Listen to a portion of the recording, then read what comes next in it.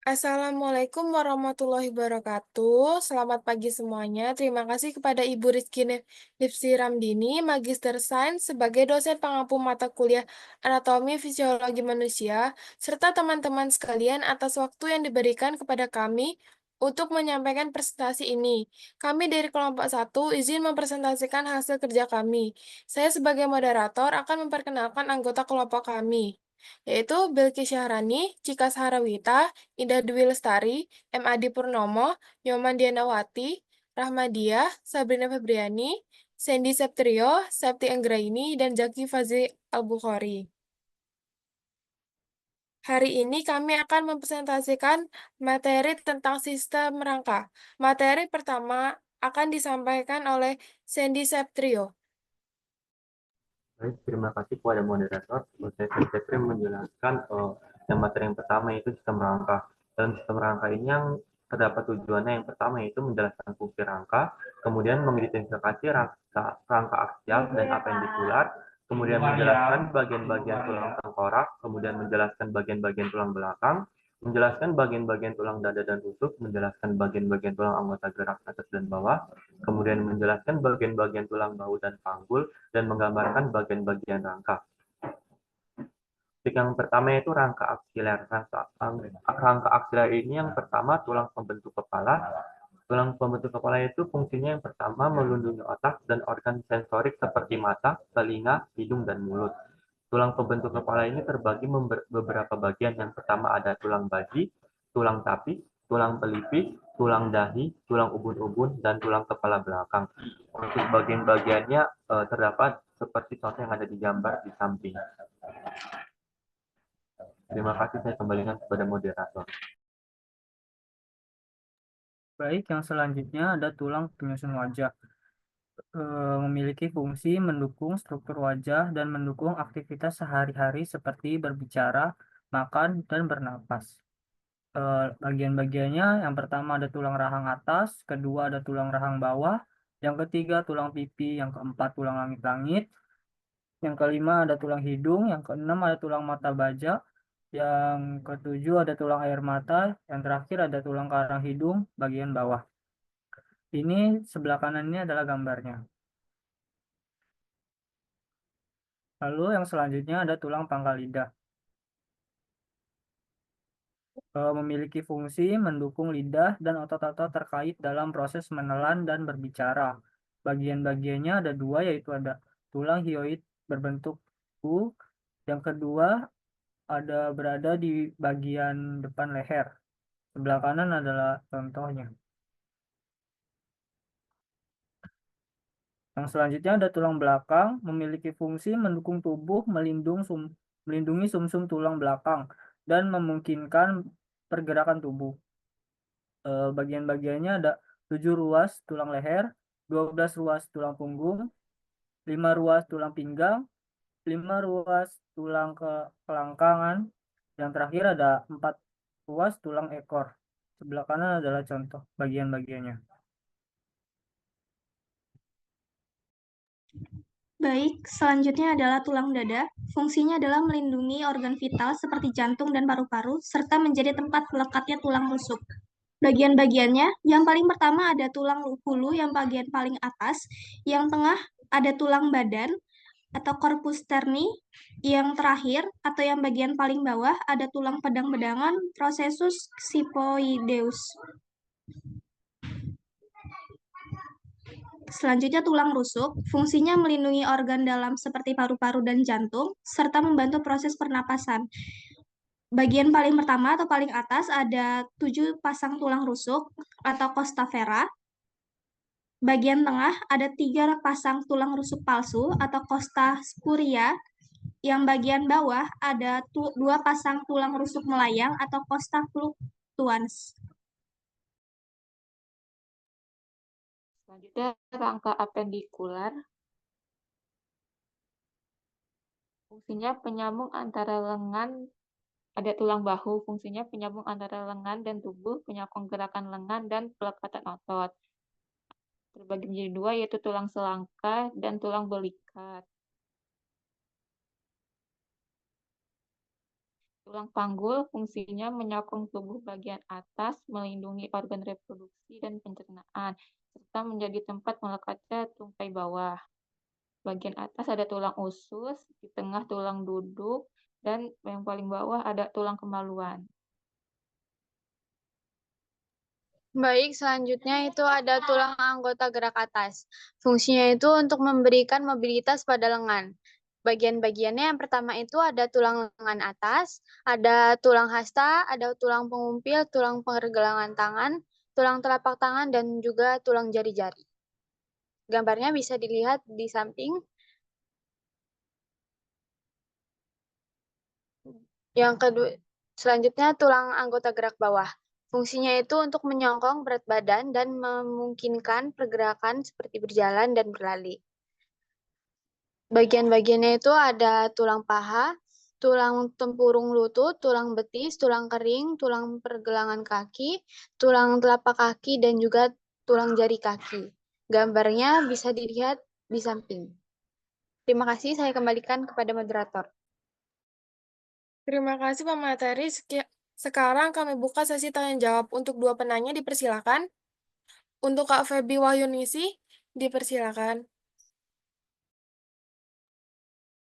Izin bertanya, selain perbedaan letak, untuk tulang aksial sama tulang apendikular itu perbedaannya apa ya?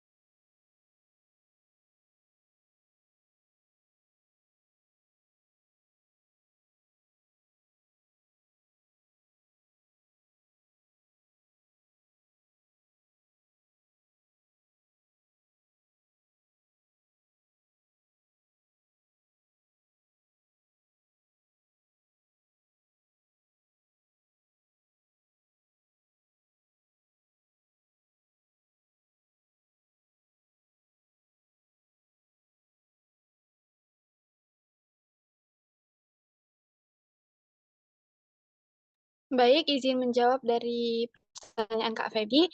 Perbedaan itu tuh nggak cuma dari letaknya juga, itu dari fungsi itu memungkinkan geraknya. Terus itu dari jumlah tulangnya juga sih, kayak aksial itu di sumbu tengah, sedangkan apendikular itu di bagian luar. Apa masih kurang? Cukup, Kak. Terima kasih. Sama-sama, Kak. Oh, untuk pertanyaan kedua, adakah yang ingin bertanya?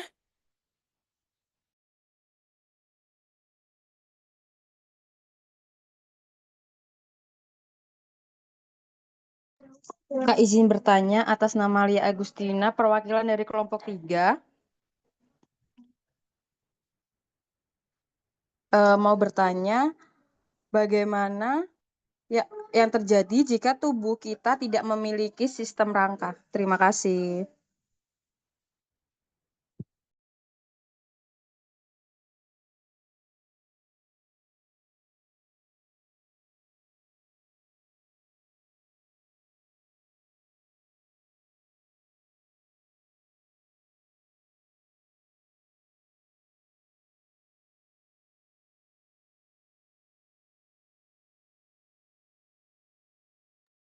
Baik, Kak, izin menjawab dari pertanyaan Kak Lia. Kalau jika tubuh tidak memiliki sistem rangka, tubuh manusia tidak dapat berfungsi secara normal.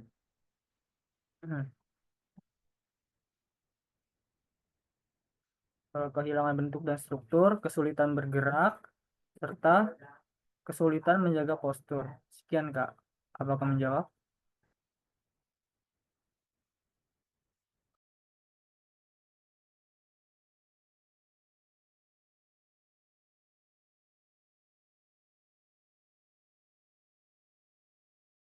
Cukup, terima kasih Kak Adi.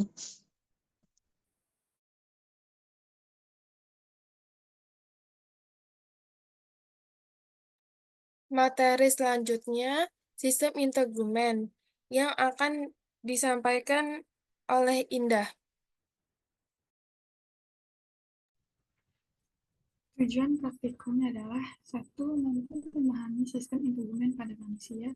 Yang kedua, mampu menjelaskan bagian-bagian sistem integumen pada manusia beserta fungsinya. Sini saya akan menjelaskan gambar tentang bagian epidermis. Yang pertama, lapisan pertama, garis merahnya itu disebut stratum corneum, garis merahnya itu disebut keratinosit mati. Lalu lapisan kedua yang berwarna biru itu disebut stratum lucidium. Lalu lapisan ketiganya ada stratum granuloseum dan pada bintik merahnya disebut granul lamear. Dan lapisan keempatnya ada stratum spinosum. Di dalam stratum spinosum ini ada sel yang bernama sel Langerhans. Terus ada yang namanya sel melanosit. Lalu ada stratum basale dan yang berwarna biru ini disebut sel Merkel. Lalu yang berwarna hijau bagian atas disebut diskus taktil. Yang bagian bawahnya disebut neuron sensorik. Lalu pada lapisan terbawahnya disebut dermis. Cukup, terima kasih. Untuk karakteristiknya, lapisan terluar kulit terdiri dari sel mati tanpa inti. Lapisan tipis, transparan, hanya ditemukan di telapak tangan dan kaki. Mengandung sel-sel yang mengalami keratinisasi aktif dan berisi granula keratohyalin. Mengandung sel-sel keratinosit dengan desmosom yang kuat, tampak seperti duri. Lapisan terdalam epidermis yang terdiri dari sel basal atau stem cells dan melanosit. Fungsinya mencegah kehilangan air berlebih, memberikan perlindungan tambahan pada area dengan gesekan tinggi, memulai pembentukan lapisan pelindung kulit melalui keratin dan lipid, memberikan kekuatan mekanis dan fleksibilitas pada kulit, dan yang terakhir, memproduksi sel-sel baru untuk menggantikan sel epidermis yang rusak atau mati. Terima kasih. Kemudian ada dermis. Karakteristiknya, lapisan atas dermis terdiri dari jaringan ikat, longgar, dan kapiler. Lapisan bawah dermis mengandung serat kolagen dan elastin. Terhubung dengan folikel rambut, menghasilkan sebum atau minyak alami. Fungsinya memberi nutrisi pada epidermis dan memberikan sensitivitas sentuhan, memberikan kekuatan dan elastisitas kulit, dan melembabkan kulit dan rambut serta melindungi dari mikroba. Kemudian hipodermis. Karakteristiknya terdiri dari kelenjar ekrin di seluruh tubuh dan apokrin di area tertentu. Lapisan lemak subkutan, lapisan jaringan ikat elastis pada beberapa hewan. Tidak selalu ditemukan pada manusia. Dan lapisan jaringan ikat padat yang membungkus otot, tulang, dan organ. Kemudian fungsinya hipodermis mengatur suhu tubuh dan mengeluarkan sisa metabolisme, menyimpan energi, dan memberikan insulasi terhadap panas atau dingin. Membantu gerakan kulit relatif terhadap otot di bawahnya, dan terakhir menyediakan dukungan struktural dan koneksi antara kulit dan jaringan dalam. Cukup, Bu. Terima kasih.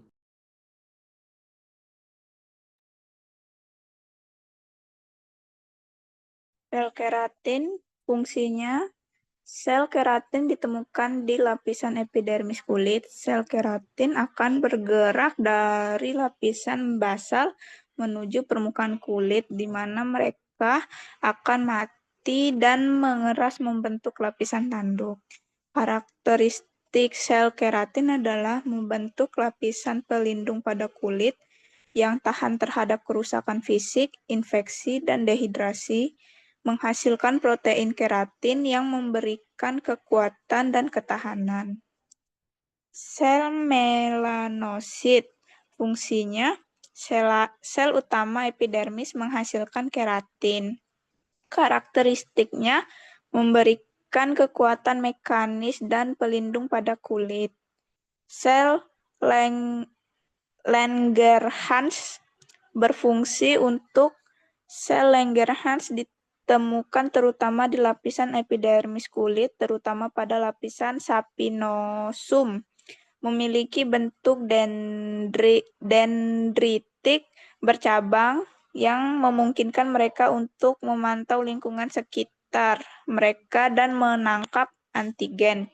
Karakteristiknya mendeteksi patogen dan meresponnya dengan menyampaikan informasi kepada sel T untuk merangsang respon imun adaptif.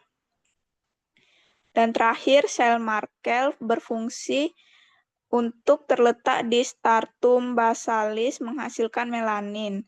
Sel imun yang berada di stratum spinosum terletak di stratum basalis berhubungan dengan ujung saraf sensorik.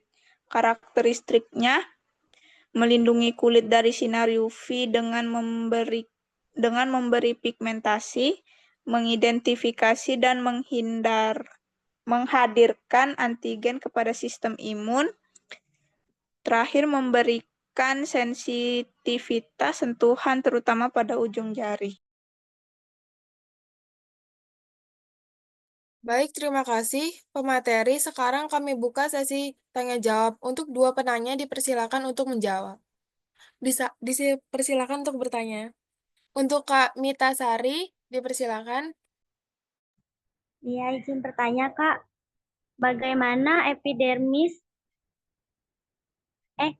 bagaimana peran epidermis dalam melindungi tubuh dari infeksi?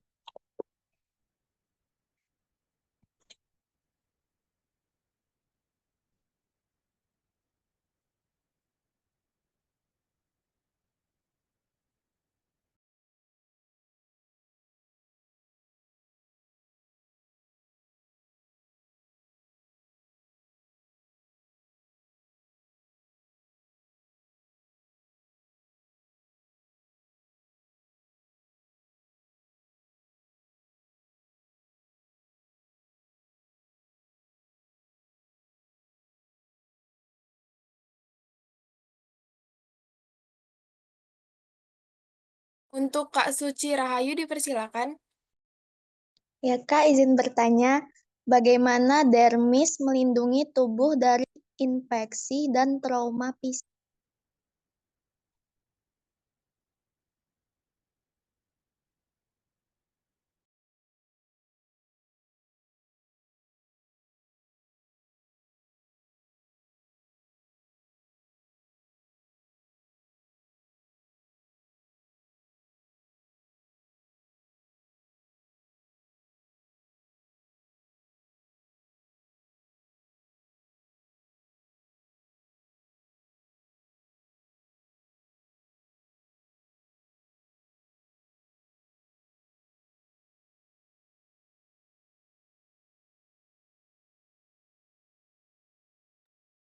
Maaf, Kak Suci, boleh diulang sekali lagi? Bagaimana dermis melindungi tubuh dari infeksi dan trauma fisik?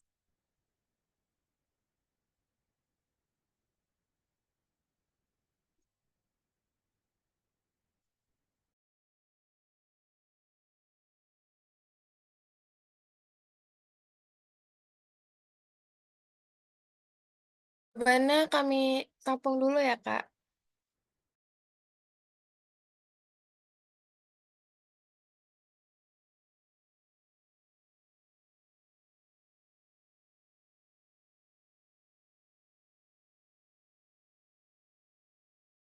Saya akan menjawab pertanyaan dari Kak Mita Sari. Fungsi utama dari epidermis itu untuk penghalang fisik, untuk mencegah bakteri, virus, dan jamur masuk ke dalam tubuh. Sebagai regenerasi menggantikan sel-sel kulit rusak atau mati. Dan pengeluaran zat antimikroba, menghasilkan peptida antimikroba AMP untuk melawan patogen. Dan terakhir mengatur kelembapan kulit untuk mencegah pertumbuhan mikroba. Apakah sudah cukup, Kak Mita? Sudah, Kak.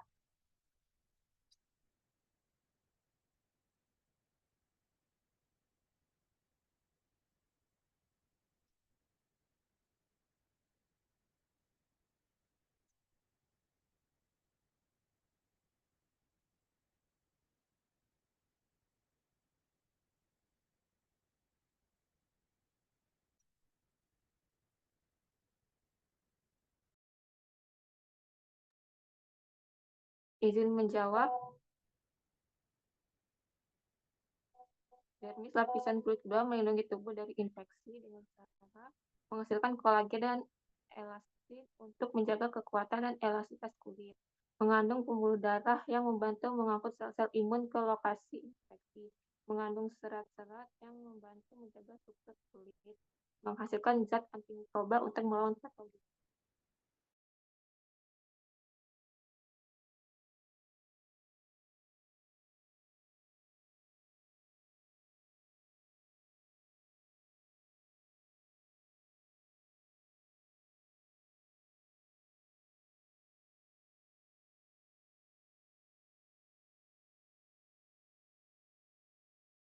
Apa sudah cukup, Kak? Sudah, Kak.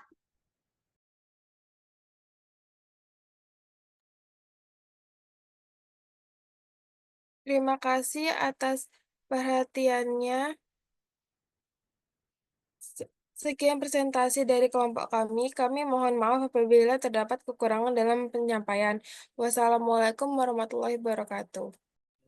Waalaikumsalam warahmatullahi wabarakatuh. Waalaikumsalam warahmatullahi wabarakatuh.